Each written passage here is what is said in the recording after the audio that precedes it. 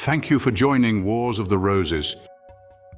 As we continue with Part 2, The Rise of Brahmanism from the Adepts in the Eastern Esoteric Tradition by Manly Palmer Hall, Part 1, The Light of the Vedas. The Adepts, the Light of the Vedas, the Rise of Brahmanism. The name Dravid or Dravidian is generally applied to the indigenous non-Aryan peoples who anciently inhabited that part of India which extends from the Vindhyas to Cape Comorin. According to the older teachings, the dark-skinned Dravidians belong to the Atlantean distribution of populations. As the result of the early Aryan migrations from the north, or possibly due to pressures within their own culture, the Dravids, who are of Turanian stock, departed from the region of the Punjab and the Ganges and withdrew to the central and southern provinces of India, where they now reside. The Dravidians still number approximately 47 million and speak 11 distinct dialects. They exercise considerable moral influence, and their rights and privileges are traditional. The Dravidians did not have a caste system until the Brahmins settled among them. Prior to the Aryan infiltration, they recognized only two classes, patricians and plebeians. The kindly ministrations of the Buddhists and Jains helped to overcome the antagonism which the Dravidians felt for the Aryans. A kind of cultural amalgamation was accomplished, and many earlier disputes were arbitrated. The pre-Aryan Dravids seem to have possessed the Akkadian lunar calendar and a mythology of 33 deities belonging to an astro-theological pantheon. From the ancient remains and the surviving institutions of these peoples, it appears that the Dravidians combined primitive usages with a comparatively high degree of cultural skill. They practiced totemism, constructed monolithic monuments, and recognized kinship in a female line of descent. They also produced an extensive and important literature and were advanced in the arts.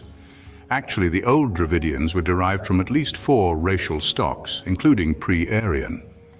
It was among this heterogeneous population that the Brahmanic religious philosophy arose. The earliest Hindu writings reveal the transition from the Dravidian worship of elements and the phenomena associated with the processes of generation. The Aryan racial factors gained domination over this complex of primitive peoples and determined the direction of the cultural motion.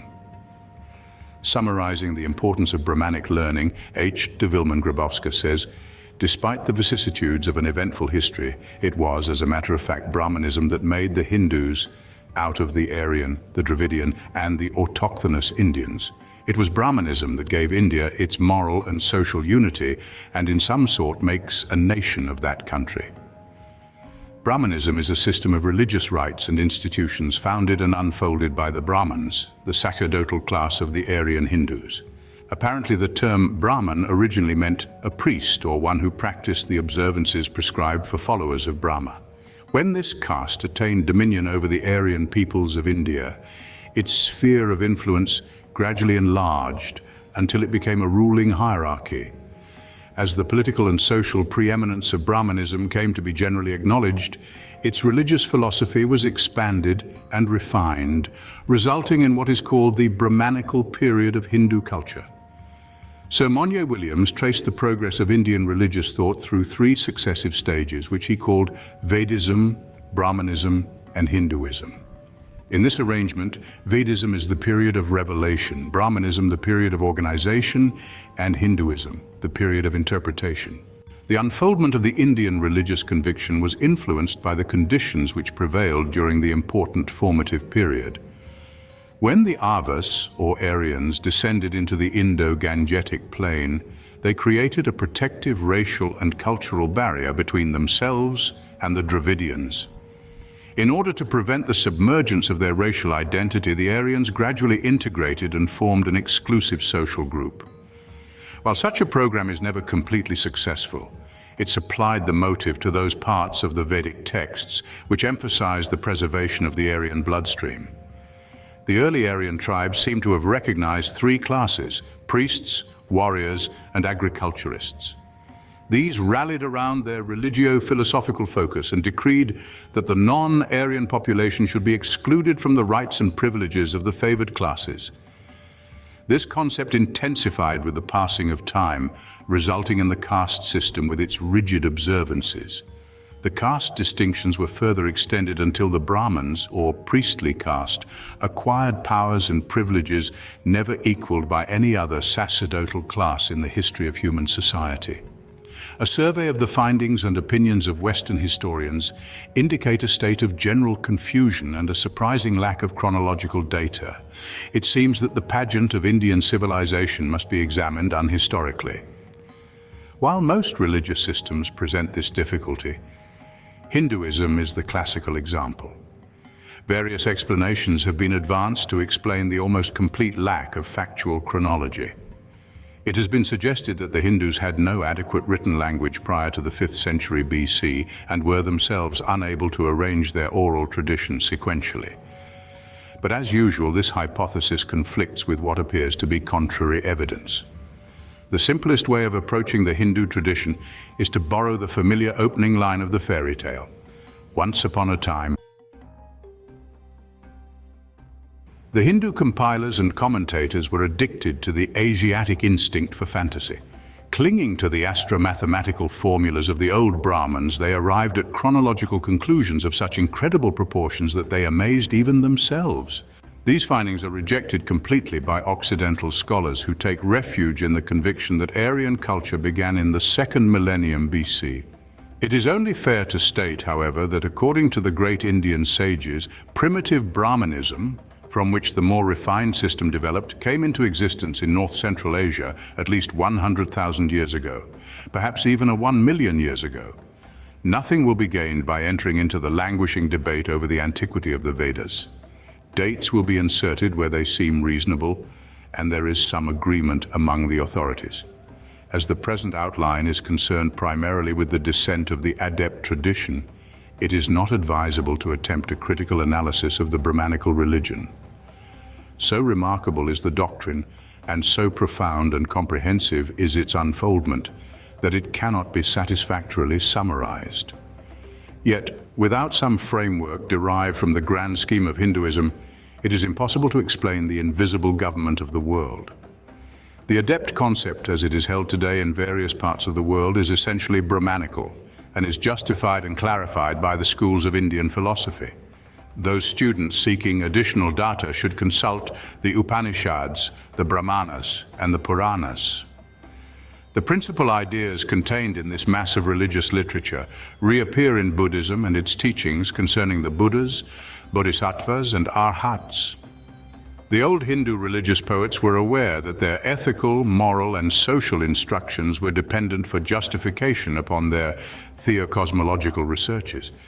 Without some comprehension of the nature of the ever-existing principle, the deities which emerge from it, the formation of the universe, the generation of life upon the earth, and the spiritual potentials of man himself, the statutes and institutes of formal religion were shadows without substance.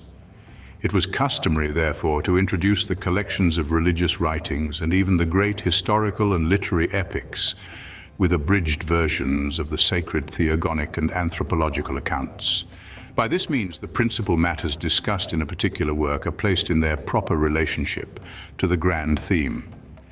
It seems wise to follow this plan insofar as it relates directly to the adept tradition.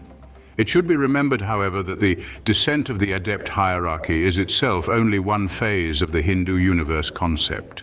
It is concerned with the destiny of the human creature, and is the Brahmanic master key to the mystery of the evolutionary processes revealing themselves through mankind. From Kabbalah by Maya, the universal tree of the Hindus. Most ancient peoples regarded analogy as the most useful and simplest of the mental processes. This law is stated in the Hermetic axiom, as above, so below. The divine will operate through a master pattern, and creation is the statement of this pattern. The universe unfolds through an infinite succession of restatements by the divine mind of the basic pattern on different planes or levels. Thus, worlds, races, institutions, and all corporeal bodies are microcosms or miniatures of the original design. They differ in magnitude, size, and multitude, number of their parts, but not in essential nature. To comprehend one is to understand the formulas of all. From the least to the greatest, all structures reveal the master plan, and the plan itself reveals the planner. In this orderly scheme of things, there is no place for anything illogical or unreasonable. The Brahmanas examined the body of God, the creation, strictly in terms of anatomy, physiology, and biology. They went further, however, for realizing that man had a mind and a consciousness operating usually through the mental faculties, they turned their analogical key in the lock and opened the door which led from the visible universe of effects to the invisible universe of causes. They established the primary creative impulse as occurring on the plane of divine consciousness, the unfoldment of created things upon the plane of divine mind, and the bodies of created things upon the plane of the divine form. Over the vast project, they placed a hierarchy of administrating powers, themselves attributes of the Supreme Being. This hierarchy likewise descended through the levels of creation, formation, and generation, and its lower termination was the Guru, the venerated teacher or sage. The Guru, surrounded by his disciples, is a microcosm of universal wisdom, serving all life and bringing it to the fulfillment of illumination. Thus, the university is the microcosm of cosmic wisdom, the temple, the microcosm of universal consciousness and the governments of nations, microcosms of the assembly of deities upon Meru, the world mountain. The eternal power, in its aspect of the eternal teacher, ensouls the concept of learning. The body of learning is science, the mind of learning is philosophy, the spirit of learning is religion. These are the original castes or classes of early Aryanism. The scientists and artists are the Vaisyas, the husbandmen of the gods. The philosophers are the Kshatriyas, the warriors, that is, the defenders of truth. The religionists are the Brahmans, for in the order of learning, spiritual acquirements are the most significant.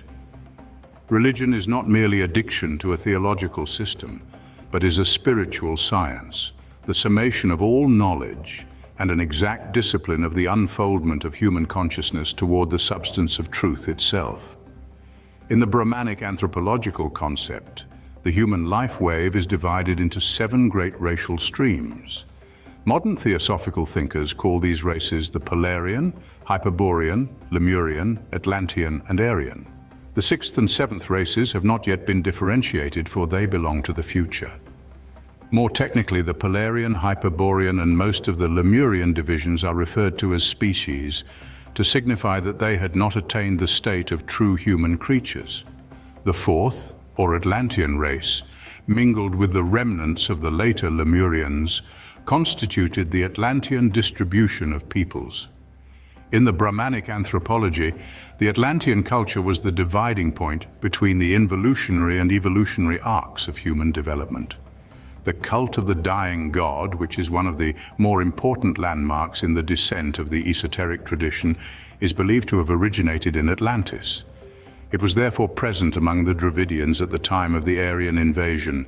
Traces of a doctrine of a savior divinity who took upon himself the sins of the world for the redemption of his children are to be found in all the major divisions of the Aryan religion.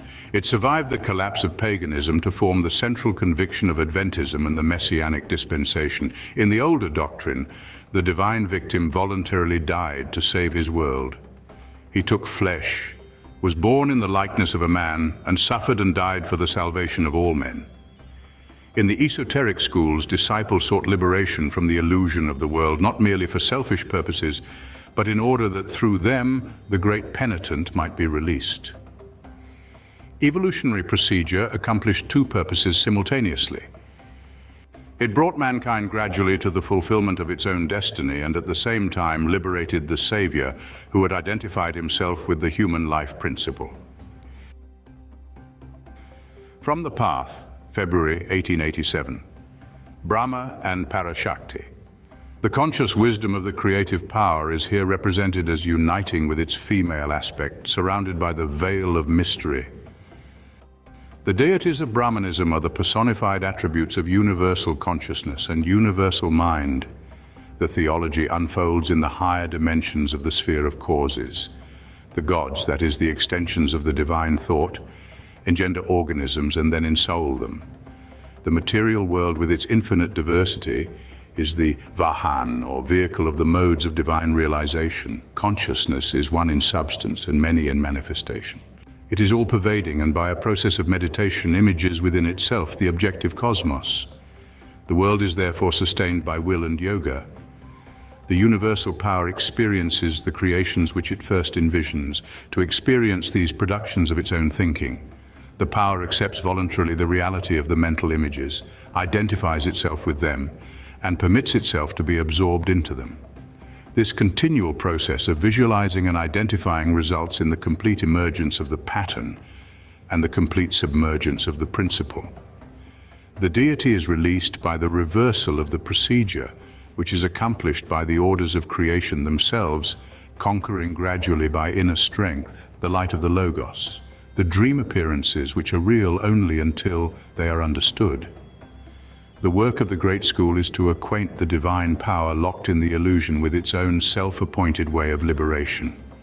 Assuming that the universe was a compound in which the all-pervading was locked within the all-pervaded, the Brahmanic scholar divided learning into three parts. The first dealt with the vast procedure by which the gods, the principles of consciousness, descended into the illusion which they themselves had fashioned. Second, the present condition of the compound as revealed through animate and inanimate creatures, especially the most symbolically significant of these creatures, man himself. Third, the divine sciences which reveal how in the future consciousness can be disentangled from form by revising the process which originally caused the entanglement.